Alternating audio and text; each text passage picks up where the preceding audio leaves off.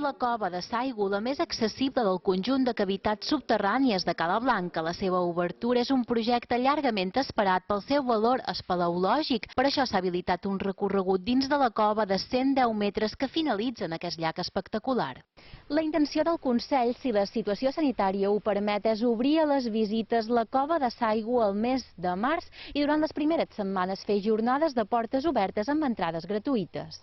No podem oblidar que també ajuda a diversificar el producte turístic i que, per tant, serà un producte desestacionalitzador, que és el que sempre han cercat per Menorca. La cova va ser explorada per primera vegada amb certa cura l'any 1955.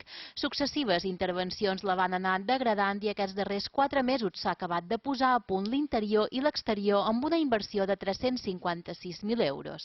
Com que és un bé d'interès cultural, les visites seran guiades i en un començament la gestió serà pública. L'itinerari té entre 5 i 7 aturades, durarà 30 minuts amb grups de fins a 15 persones i les entrades costaran com a màxim 10 euros. Hi ha enterraments dins aquesta cova, pretalaiòtic, s'ha entrat moltíssima ceràmica pretalaiòtica quan s'han fet les obres i s'ha llevat el bagatge d'obres antigues que havien tirat aquí dins.